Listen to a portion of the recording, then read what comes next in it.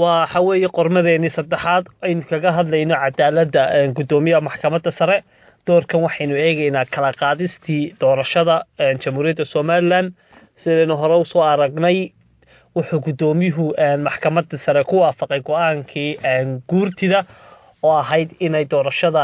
madaxweynaha madaxtooyada iyo baarlamaanku ay wada dhacaan iyagoo is saaran 28 bishii afraad 17 haddaba waxaynu eegaynaa isagoo madaxweynuhu haddana dalbaday in la kala qaado labada doorasho oo ay diideen deeq-bixiyayaasha iyo axsaabta oo haddana u gudbiyey gudoomiyaha maxkamadda sare oo haddana ku waafaqay madaxweynaha in la kala qaado iyo arrintaasi say u dhacday ayaynu qormadeena ku eegi doonaa. Soomaali waxay ku maahmaahdaa minhaaj lama hor cararo, marka waynu eegaynaa insha Allah.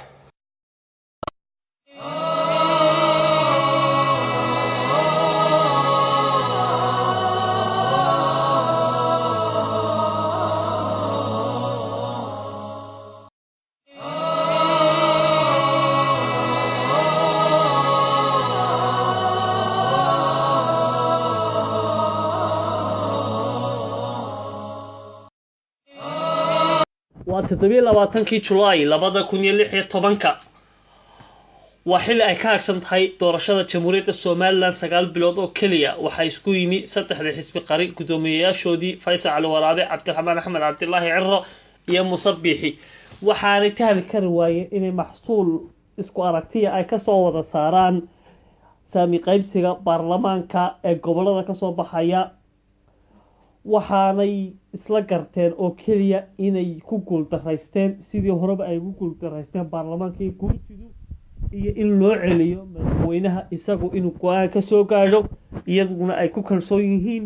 waxaana goobjoog ka ahaa Maxamed Faarax Xirsi, gudoomiyaha akademiyadda nabadda iyo horumarinta, iyo Maxamed Axmed Maxamuud, agaasimaha Sonsef, ururada bulshada ee aan dawliga ahayn. bal aynu eegno kulanka iska wada tashiga saddex xisbi qaran ee arrinta saami qaybsiga kuraasta golaha wakiilada. taariikhdu waxa weeye 27 bisha July 2016. kulankii afraad ee isugu yimaadeen saddexda xisbi qaran ee jamhuuriyadda Somaliland oo ay ku falanqeynayeen saami qaybsiga kuraasta golaha wakiilada iyadoo ay shir gudoominayeen akaademiga nabadda iyo horumarka iyo dalladda ururada bulshada rayidka ee Sonsaf. waxaa shir gudoonka saddexda xisbi qaran u soo bandhigeen taariikhdu markay ahayd 23 bisha July saddex talo oo kala ahaa: kow, in doorashada golaha wakiilada lagu galo habkii lagu qaybsaday kuraasta 2005. laba, in doorashada golaha wakiilada iyo saami qaybsiga kuraasida lagu saleeyo iyadoo la sameynayo tirakoob qaran national census. saddex, in saddexda xisbi qaran ka gaaraan go'aan qaran oo midaysan habka saami qaybsiga kuraasta golaha wakiilada. sidaa darteed kulankii qabsoomay 27 bisha July 2016 oo ahayd maanta waxaa dood dheer ka bacdi saddexda xisbi qaran talo ay isugu noqdeen kadib waxay soo jeediyeen in aanay hayn wax go'aan ah oo ay ka qaadan karaan arrinta saami qaybsiga kuraasta golaha wakiilada. sidaa darteedna waxay soo jeediyeen talada dib loogu celiyo madaxweynaha jamhuuriyadda Somaliland. waxay isla gaareen saddexdan qodob ee hoos ku xusan: kow, in arrinta saami qaybsiga kuraasta golaha wakiilada dib loogu celiyo madaxweynaha jamhuuriyadda Somaliland isla markaana madaxweynuhu go'aan kama dambaysa ka gaaro arrinta saami qaybsiga kuraasta golaha wakiilada. laba, waxaa la isla qaatay in saddexda xisbi u hoggaansamaan go'aanka uu madaxweynuhu gaaro ee khuseeya arrinta saami qaybsiga kuraasta golaha wakiilada. saddex, in akaademiga nabadda iyo horumarka iyo dalladda ururada bulshada Sonsaf ay ku ilaaliyaan saddexda xisbi qaran fulinta qodobada lagu heshiiyey. saxiixayaasha: Cabdiraxmaan Maxamed Cabdilaahi Cirro, gudoomiyaha xisbiga wadani; Muuse Biixi Cabdi, gudoomiyaha xisbiga kulmiye; injineer Faysal Ali Xuseen, gudoomiyaha xisbiga Ucud. waxaa kulanka markhaati ka ahaa Maxamed Faarax Xirsi, gudoomiyaha akademiga nabadda iyo horumarka;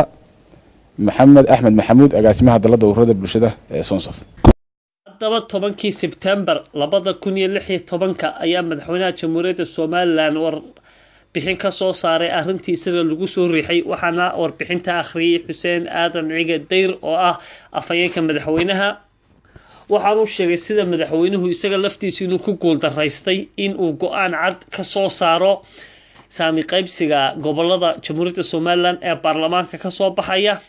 taa darteedna inuu doorashadii kala qaaday madaxtooyada iyo baarlamaanka madaxtooyaduna ay ku dhacayso xilligeedii laakiin baarlamaanka uu dib u dhigay markii asxaabtu ay kusoo madaxweynaha kusoo riixeen waxaa la filayay inuu go-aan geesinimo la qaato sidii daahir yaala kaahin oo hore u qaatay waxa kale oo madaxweynaha culays weyn saaray gudoomiyaha xisbiga kulmiye muuse biixi cabdi oo ku tuhmaya madaxweynuhu inuu kursiga sii jeclaysanayo ee aanu jeclayn inuu doorasho qabto taa darteed madaxweynuhu tanna dib buu dhigay ku adkaatay tanna wuxuu soo qaaday hore u soo qaaday waxaanu ka hor imanayaa madaxweynaha jamhuuriyadda somaliland go-aankii gudoomiyaha maxkamadda sare ee hore isku mar layigaha loo wada qabto balorta aynu aagno madaxweynaha iyo warbixintu soo saaray ay golaha ku adkaatay inuu iskaga aragti noqdo qabyatirka xeerkan gaar ahaan xal u helidda saami qaybsiga kuraasta uu isa soo dhaafiyey oo uu ii soo gudbiyey markii aan xogagaal u noqday doorashada golaha wakiilada ay hor taal caqabad farsamo oo aan yarayn taas oo salka ku haysa saami qaybsiga kuraasta golaha wakiilada cusub arrintaas oo u baahan in la dhiraandhiriyo loona xalliyo hab xigmad iyo xeeladba ku dhisan markii aan qiimeeyey in ilaalinta midnimada iyo wadajirka ummadda somalilan ay tahay waajib hogaamiye ahaan aniga ay saaran taas oo mudan in aan muhiimadda ay leedahay darteed ka hormariya wax kasta iyadoo ay iga go'an tahay inaan ka tago dal mid ah iyo dad midaysan waxaan go'aamiyey kow in doorashada golaha wakiilada aan lagu geli karin saamiga gobollada ee hadda jira number 2 in dib u eegis iyo dib u qaybin lagu sameeyo saami qaybsiga kuraasta golaha wakiilada jamhuuriyadda somaliland ee gobollada iyadoo tixgelin weyn la siinayo deegaanada awdal sool sanaag bari dumarka iyo dadka laga tirada badan yahay in aan u magacaabo number 3 inaan u magacaabo guddi qaran oo hawshan soo fududaysa ama isu soo dubarida talo salbalaaran oo qancin karta dhinacyada kala duwanna ka soo dhiraandhiriya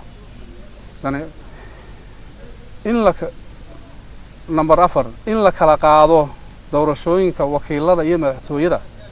si loo helo muddo ku filan hawlaha go'aanada sare ku xusan iyadoo doorashada golaha wakiilada dib loo dhigayo halka doorashada madaxtooyadu waqtigeedii lagu qaban doono sidaas darteed waxaan mudanayaasha golaha ka codsanayaa inay ansixiyaan go'aanadan si buuxdana u taageeraan ugu dambayn kadib marka uu goluhu ka guto waajibkiisa dastuuriga ah go'aanadan xalka u ah xaaladda haatan taagan waxaan u gudbin doonaa idamka eebe maxkamadda dastuuriga ee jamhuuriyadda somaliland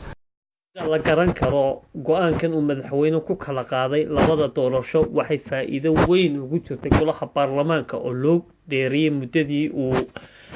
xukunka sii haynayo isagoo 12 sannadood uu xukunka hayay halka loogu talagalay doorashadoodii inay ahayd 5 sano oo ay muddo dhaaftay isla toddobaad kadib markuu madaxweynuhu kala qaaday 17 September ayaa waxay isku yimid dhammaan baarlamaanka jamhuuriyadda Soomaaliya xubnihiisa kala duwan waxaana meesha soo xaadiray 59 xildhibaan waxaana cod u qaadeen inay taageeraan ama ka hor yimaadaan kala qaadistii madaxweynaha jamhuuriyadda Soomaaliya kala qaaday doorashada si duuduuba waxa uu ogolaaday 52 xildhibaan 5 ayaa diiday midna uu ka aamusay gudoomiyahana muu codeynin sidaas ay baarlamaankuna madaxweynaha ku taageereen in muddadoodii loo sii kordhiyo balaynu eegno baarlamaanku si u dhacday 59 xildhibaan baa fadhiya waxaynu gelaynaa codayntii tikradadii madaxweynuhu soo jeediyey ee ahayd labada doorasho ee isku lamaansanaa in la kala qaado madaxtooyada la qabto waqtigii loogu talagalay 28 Maarch ay waqtigeedu ku dhacdo maadaama saami qaybsigii golaha wakiiladu weli dhiban yahay oo waqti u baahan yahay labada doorasho in la kala qaado sidaa madaxweynuhu soo jeediyey iyo go'aanadu soo jeediyey intoo kale gacanta ha taagto gacanta dejiya xildhibaanada diidani gacanta ha taageen gacanta dejiya xildhibaanada ka aamusa gacanta ha taageen konton iyo 9 xildhibaan baa fadhiya konton konton iyo laba waxay ogolaatay sidii madaxweynuhu ku soo jeediyey qodobadii soo jeediyay isku dhan 5 xildhibaan waa diiday hal xildhibaan waa ka aamusay go'aanka sidaas waa sax ku yahay xogayaha guud ee xisbiga wadani Maxamed Cabdilaahi Urcade ayaa arrinta gaashaanka u duruuray kala qaadista oo madaxweynuhu kala qaaday labada doorasho kuna tilmaamay in ay ahayd oo kaliya inuu madaxweynuhu ku dhiirado sidii ugu dhiiraday madaxweynihii isaga ka horeeyay ee Daahir Yaale Kaahin waxaanu sheegay inay ahayd markii horeba dabin uu madaxweynuhu u dhigay asxaabta qaranka si uu ugu helo marmarsiyo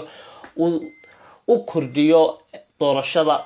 waana Urcade oo ka hadlaya waana kan horta mid waa nasiib daro qarankan waxa muuqata xukuumadda kulmiye inaanay doonayn inay doorashooyin dalka ka dhacaan inay doorasho qabataan aanay diyaar u ahayn maalinbana ay mushkilad aan jirin ay abuurayso annagu haddaan nahay xisbiyada qaranka waxaan u gudbinay oo dalkan tabashaa jirtay golaha wakiilada oo saami qaybsiga madaxweynaha waxaan ku nidhi waxaanu diyaar u nahay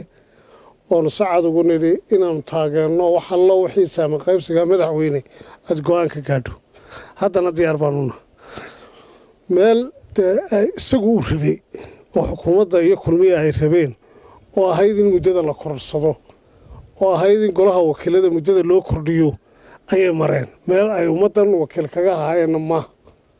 waxa weeye ummaddan waxay wakiil kaga ahaayeen inay fuliyaan oo madaxweynuhu fuliyo dekreetadiisii golayaasha qaranku go-aankii ay gaadheen xisbiyada qarankuna ay ku raaceen maxkamadda sarena ay ansixisay iyaduna ay go-aan ka soo saartay madaxweynuhuna dekreeto ku ansixiyey taasi hadduu maanta si toosa u jabiyo anna waxaanu aragnay tahay khayra dastuuri khayra sharci aan meella loo marin iyadoo la diidan yahay sabab dib loogu dhigo doorashooyinka la doonayo runtii waa nasiib darro dalka ku dhacday somalilandna waxay ku iibsamaysaa sidii horeba loo yidhi waa doorashooyin waxaana muuqata riyaale intii uu joogay wuxuu qabtay 2 doorasho oo madaxtooyo wuxuu qabtay golaha wakiilada wuxuu qabtay golihii deegaanka 4 doorasho israaciye muddadii uu joogay maanta xukuumaddani doorashadii awgeedeen dhibta ka dhacday 3 xisbi qaran buu soo saaray oo awgeedeen iyadoo dalka ay xisbiga ka jiray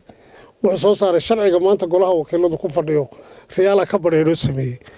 isagoo golihii wakiiladu uu sameeyay haddaa tiraado wixii hore la sameeyayna yeeli maayo wax cusubna keeni maayo macquul maaha anu waxaan u aragnaa runtii inaanay xal ahayn muddo la kordhiyaa 10 September ayaa baaq waxa wadajir u soo wada saaray Mareykanka Ingiriiska Sweden Denmark qaramada midowga Yurub iyo daneeyaasha Soomaaliland ka taageera dhinaca doorashada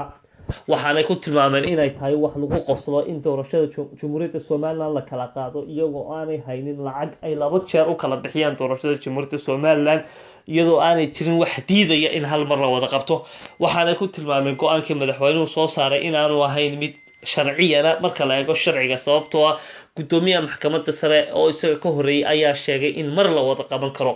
daneeyaashu waxay ku hanjabeen in ay lacagtooda aanay bixinaynin oo ay bixiyaan 75% haddii aan doorashada hal mar la wada qaban iyagoo oo sheegay inay fudud tahay in la xal laga gaadho in saami qaybsiga beelaha ee kuraasta baarlamaanka la xalin karo laakiin aanay ahayn in doorashada la kala qaado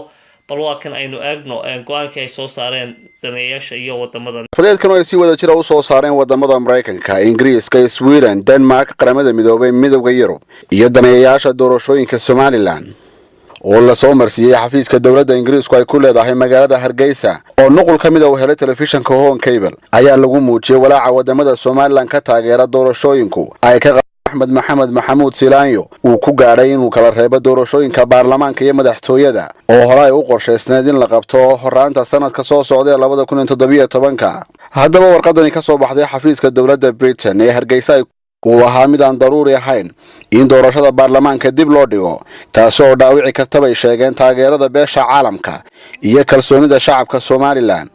wadamada soo saaray war-saxaafadeedkani oo soo mariyay xafiiska Britain Hargeysa ay ku leedahay ayaa yiri go'aankani dib u dhigista doorashada baarlamaanka Somaliland waxa uu soo baxay iyadoo aan loo marin hab dastuuriya iyadoo la og yahay in maxkamadda sare ee dastuuriga ah ee Somaliland ay hore u go'aamisay labada doorasho taasoo sharci ahaan la filayo inay dhacaan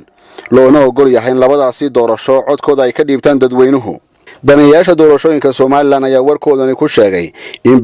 bisha March ee sanadka dambe, iyadoo intaasina ay sii dheer tahay in shacabka Somaliland uu si diiwaan geliyay in codkooda hal mar ay ka dhiibtaan labada doorasho, taasoo sharci ahaan la filayo inay dhacaan, loona ogol yahay in labadaasi doorasho codkooda ay ka dhiibtaan dadweynuhu. daneeyaasha doorashooyinka Somaliland ayaa warkoodani ku sheegay in beesha caalamku Somaliland taageero xoogan ka siiso hanaanka doorashooyinka baarlamaanka iyo madaxtooyada. dalalka soo saaray warkani ayaa sheegay in lagu guuleystay dhamaystirka hawsha diiwaangelinta codbixiyayaasha ee gobolada Somaliland inay daliil cad u tahay in labada doorasho isku mar la qaban karo bisha March ee sanadka 2017. warqadan in la soo marsiiyay xafiiska dawladda Britain ee Hargeysa ee beesha caalamku ay soo saareen waxa kaloo lagu sheegay in beesha caalamku aanay diyaar u ahayn bixinta kharashka doorashada oo hanaankeeda wax laga bedelay.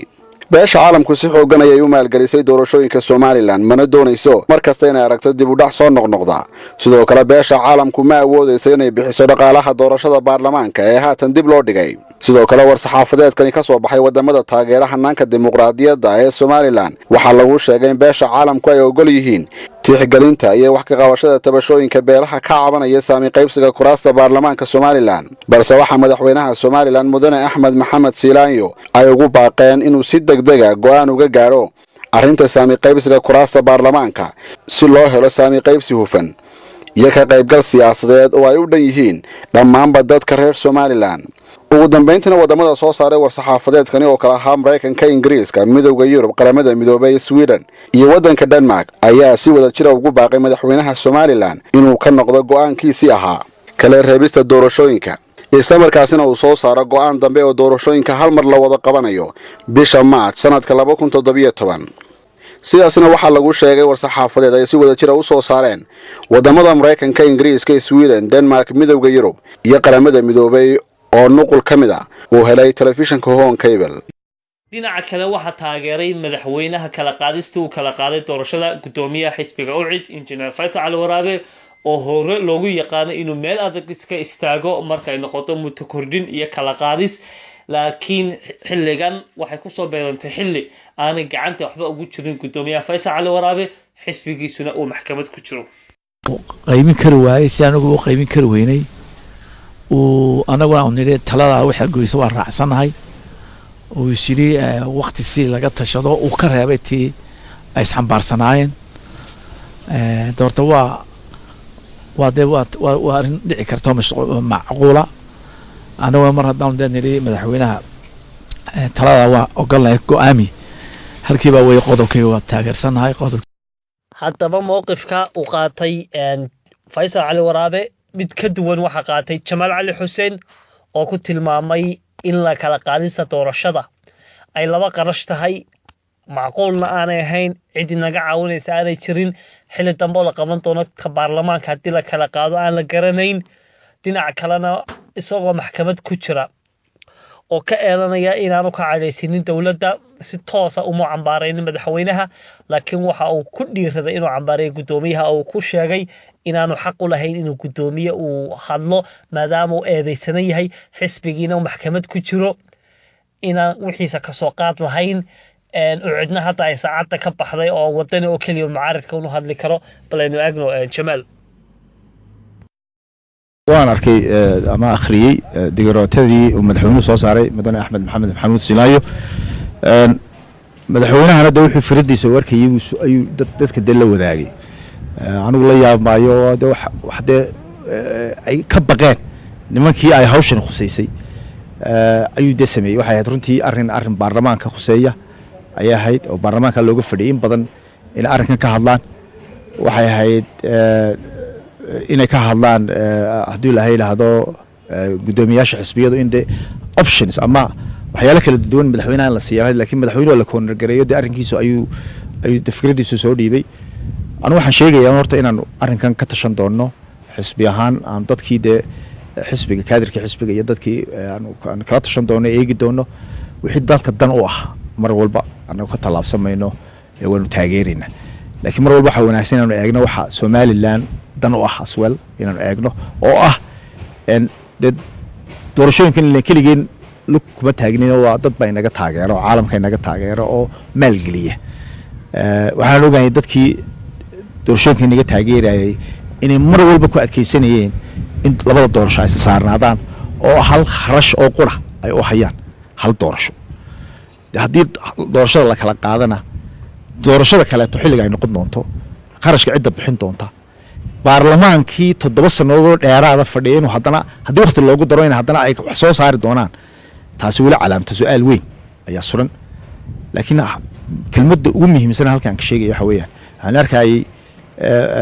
Faysal Waraabe oo markiiba booday oo isagu maartay go'aan qaatay sidoo kaliya xisbiga yahay horta Faysal maxkamad buu ku jiraa maxay ahaydey waa gudoomiye eedeysana ah oo la dacweeyay hadduu eedeysana yahayna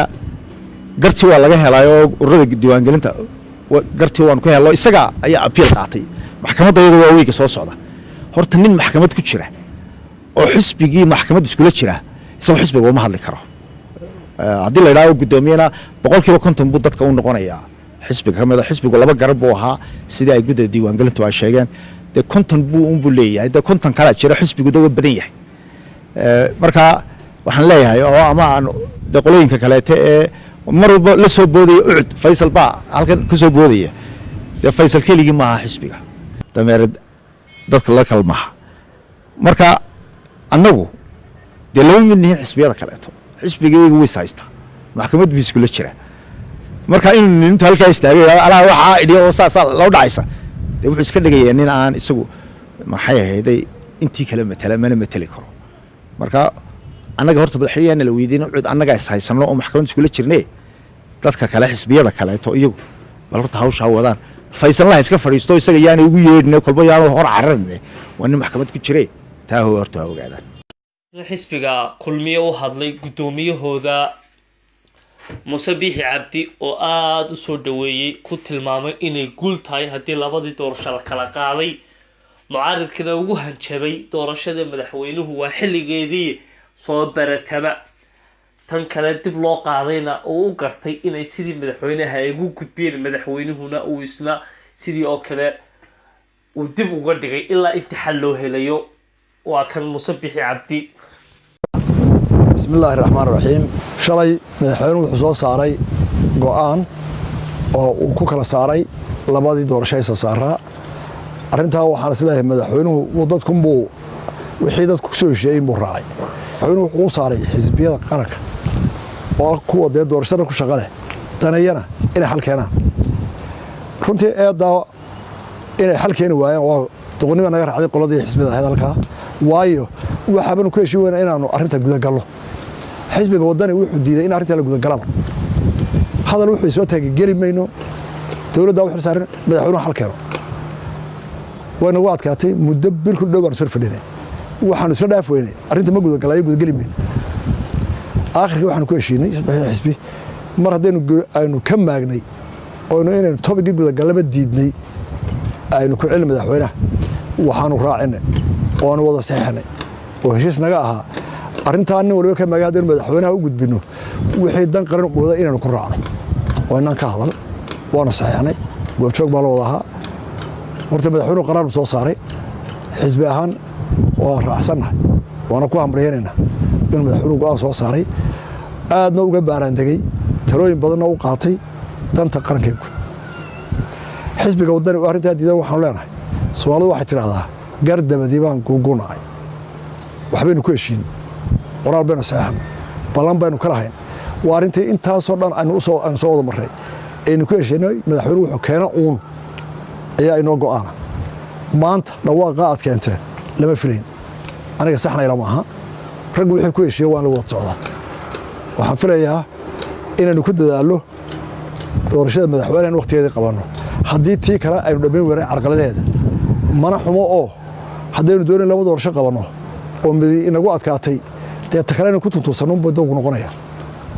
oo isu qaran ahaan isku watagno midna waa yaab xisbi mucaarida oo leeyahay doorashada madaxweynaha hal qabto oo diidan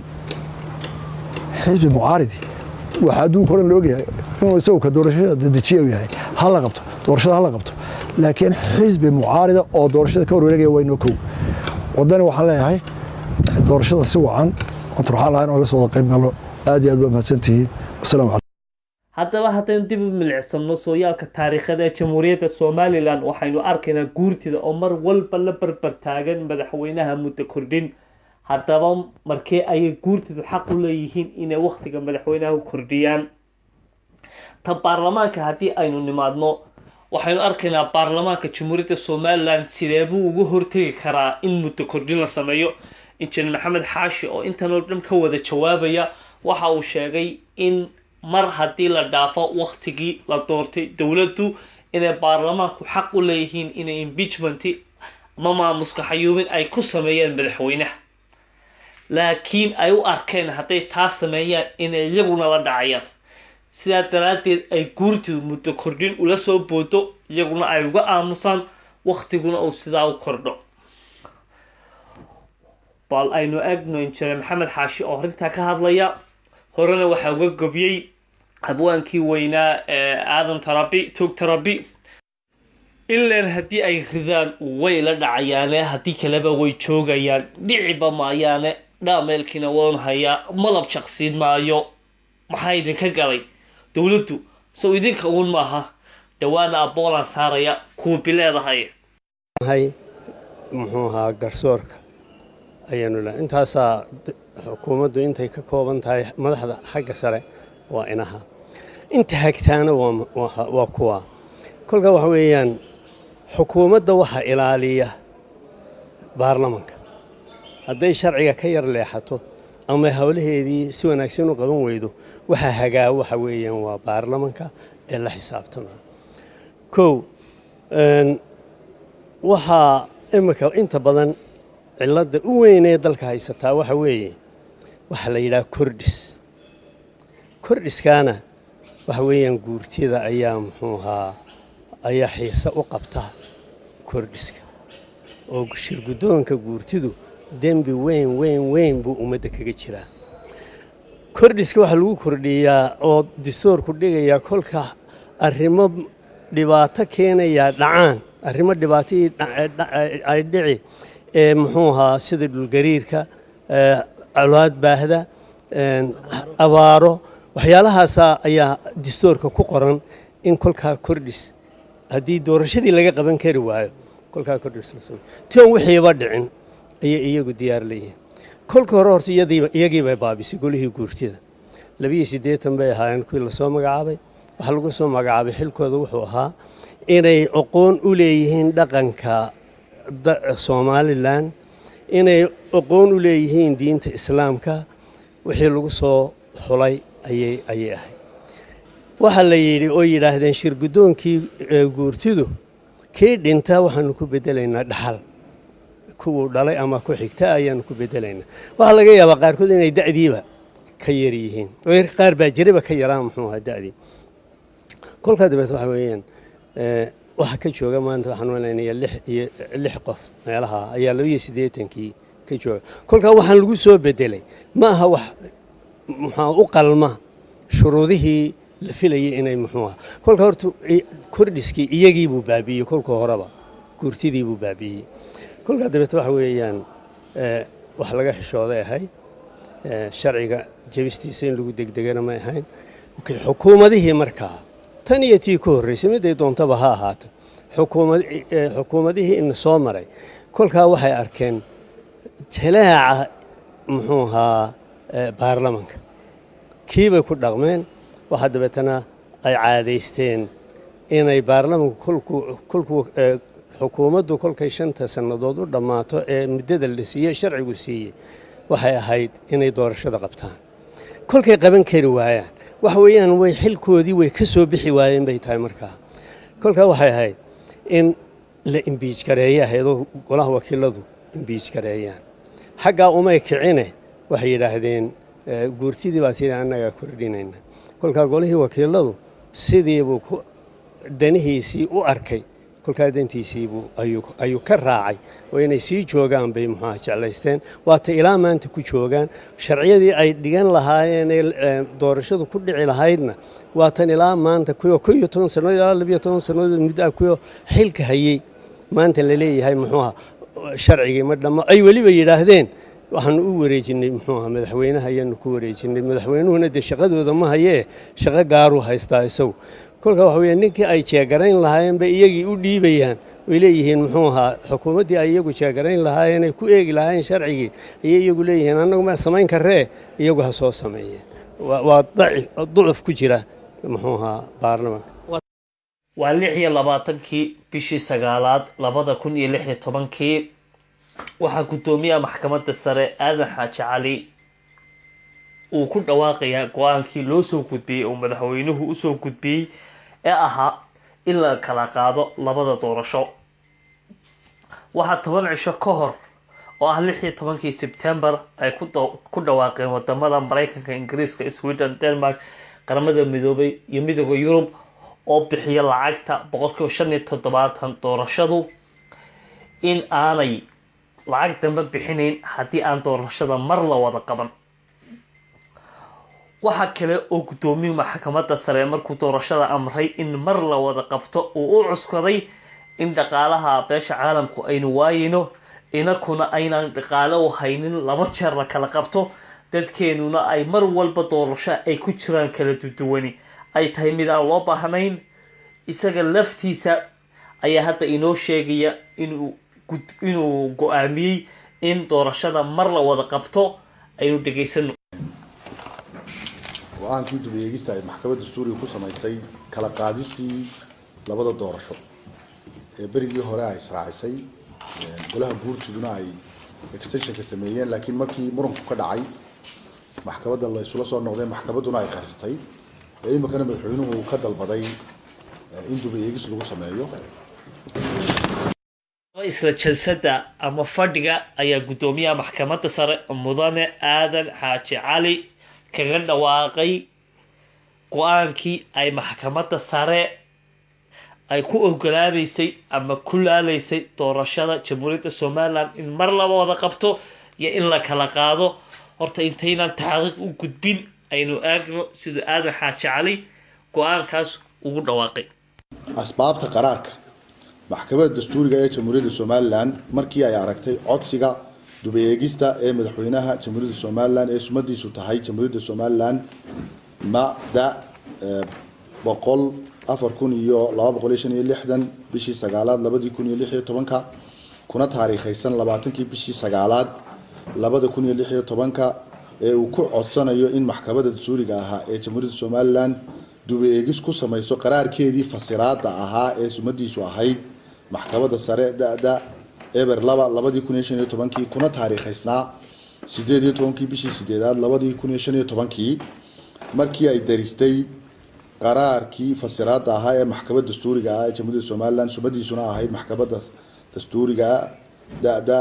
eber 2015 kuna taariikhaysnaa 18 bishii 8 2015 markii ay daristay go-aanka golaha wakiilada jamhuuriyadda Somaliland ee ahaa golaha wakiilada kaafa 2008 kuna taariikhaysnaa 17 bishii 9 2016 ee ay ku ansixiyeen kala qaadida labada doorasho ee madaxtooyada iyo golaha wakiilada markay aragtay asbaabta uu madaxweynaha jamhuuriyadda Somaliland u cuskaday codsiga dib u eegista qaraarka fasiraadda ee maxkamadda dastuuriga ah qaraarka dib u eegista fasiraadda ee maxkamadda dastuuriga ee kor ku xusan markay la tashatay axsaabta qaranka jamhuuriyadda Somaliland ee ucud kulmiye iyo wadani markay la tashatay guddiga doorashooyinka qaranka jamhuuriyadda Somaliland markay aragtay qodobka 79aad 89aad ee dastuurka iyo qodobka 15aad ee xeerka nidaamka garsoorka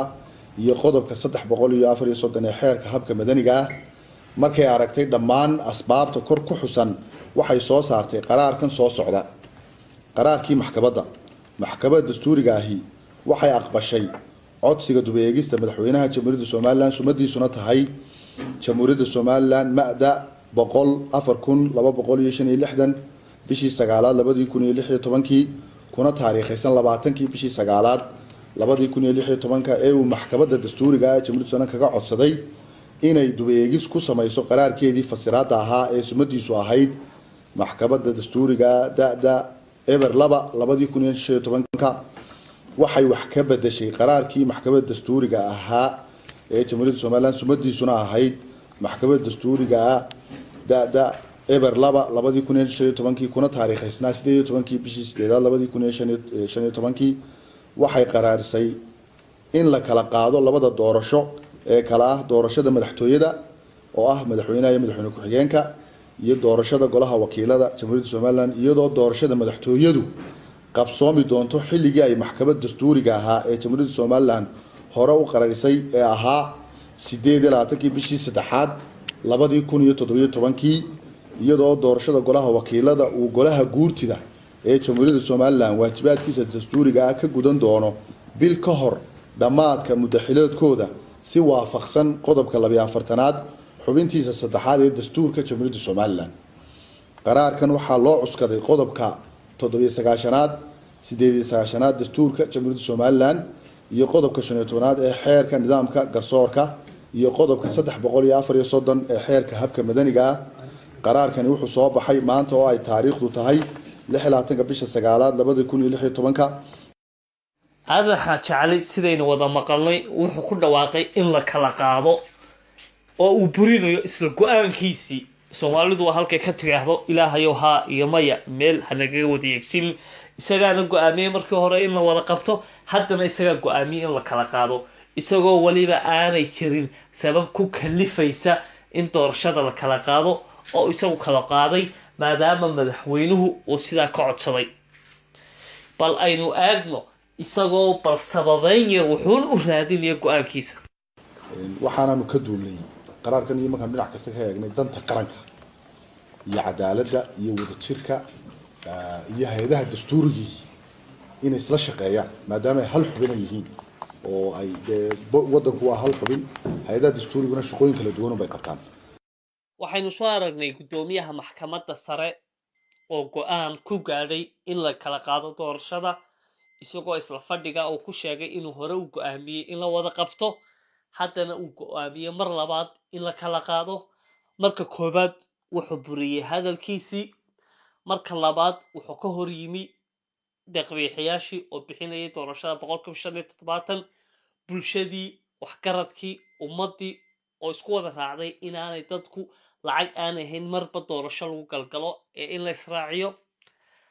intaba uu ka hor yimi isagoo eegaya tiisa gaar ahaaneed bal haddaba aynu sidii caadada inoo ahayd laba tusaale aynu usoo qaadano aynu barbar dhigayno ninkan ta koobaad waxa weeye horta dhaqan yaa ula qof intuu go'aan gaago oo haddana isla sekankii uu ka noqdo marka aynu ka hadlayno qofka oo isbedbedel badan ama aan lahayn meel lagu soo hagaago waxa tusaale fiican inoo noqon karaa markaan taariikhda dib ugu noqono ninka la yiraahdo xaakimu biamrillah ninka la yiraahdo xaakimu biamrillah wuxuu ahaa xaakimkii lixaad ee soo mara dowladii la odhan jiray faadumiyiinta ama magaceeda loo yaqaanay caadiga oo ahaa cubeydiyiin sababtoo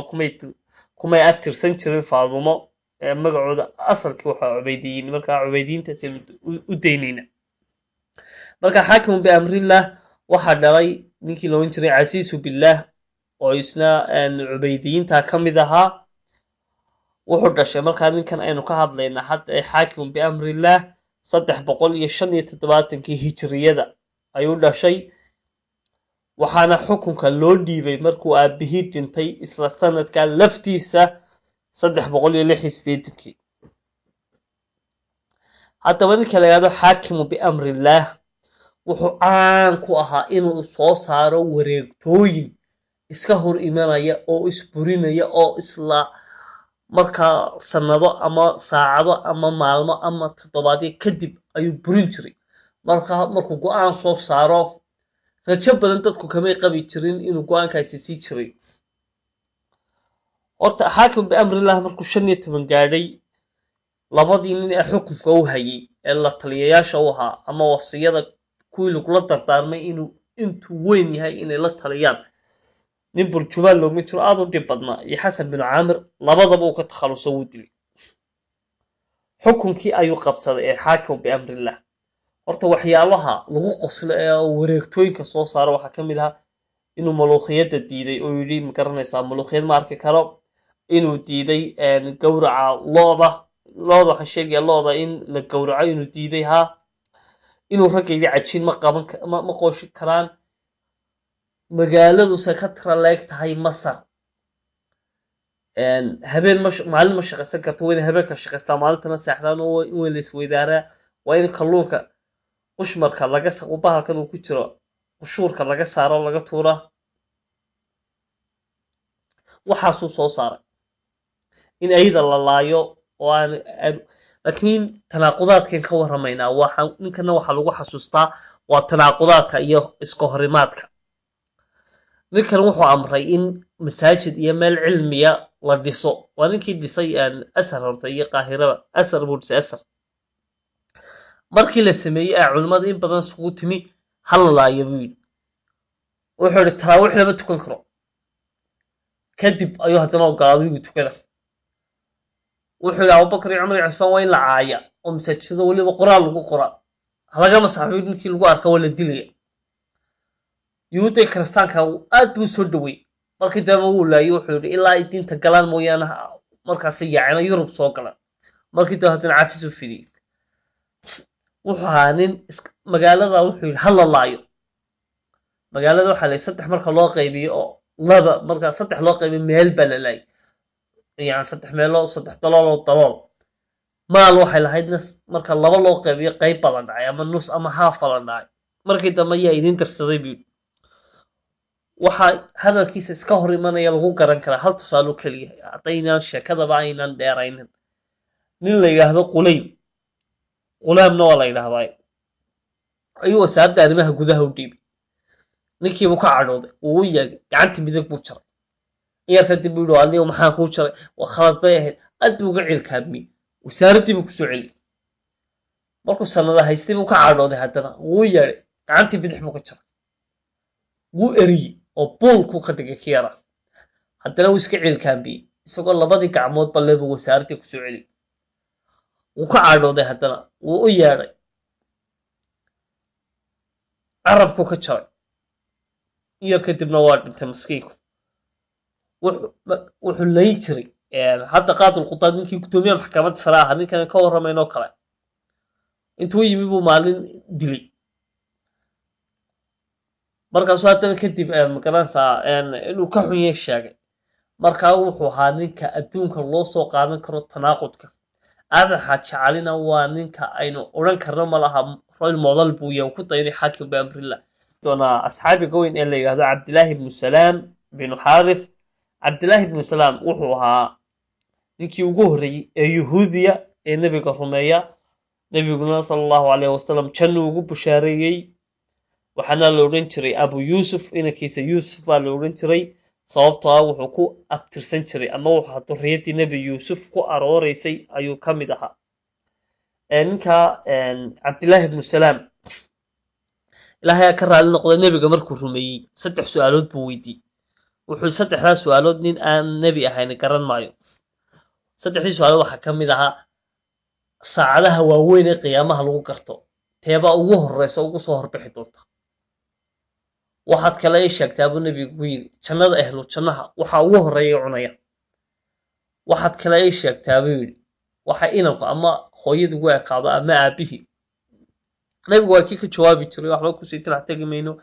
mid ku tilmaamay muxuu ahaa inay tahay dabka ka soo baxaya mashriq dadkana maqrib u kaxaynaya waxa ugu horeeyana ay tahay beer xusho xuudka bahalkan badda ku nibiriga markuu ogaaday inuu nebigu nebi yahay uu rumeeyey aayado fara badan baana kusoo degay oo ka waramaya ninkan ammaantiisa awalam yakun lahum aaya an yaclamhu culamaau banu israa'iil ilaahay baa yidhi wax lagu qaato miyaan ahayn qurayshna inay diido reer banu israa'iilna ay rumeeyaan culimmadoodii ninkaasaa wuxuu yidhi haddaba yuhuuddu been bay ga abuurayaan waxaanan geyin bay igu sheegayaan nebi maxamedow bal hadda isii weydii nebi maxamed yuhuuddii buu tagay sal allahu alayhi wasalam si aad u aragtaa buu yidhi ama xaggiina suu ka yahay ninkan la yidhaahdo cabdillaahi ibnu salaam wallahi waxay yidhahdeen waa khabrigi waxa weeye ninka noogu cilmiga badanna ninka noogu cilmiga badanna wuu dhalay waxa weeye ninka magaranaysa noogu caqliga badanna ninka noogu caqliga badanna wuu dhalay nin aan isaga ahayn oo naga midi ma jiro hadduu ashaato ka warrama nabigu wuxuu yidhi ilaahay ha ka duwan waxaad ku sheegaysaan wuu soo baxay cabdillaahi ibnu salaam tawxiidkiibuu ku dhawaaqay isla sakankii bay yidhahdeen faasiquna wabnu faasiquna bay yidhahdeen waa ninka noogu fisqi iyo macsi iyo xumaan badan bay yidhahdeen aabihiina sidaasoo kulu ahaan jiray yacni waa isla sakankii markii ay waayeen maslaxadoodii ay rabeen ay isla daqiiqadii bedeleen noqdeen qur-aankana aayado fara badanoo haddaynu dhex galno waynu soo helaynaa way fara badan yihiin yuhuuddu isbedbedelada daqiiqada isku bedelayaan waxaynu xasuusan karnaa quraysh oo kale markay la tashanaysay waxay ugu jawaabeen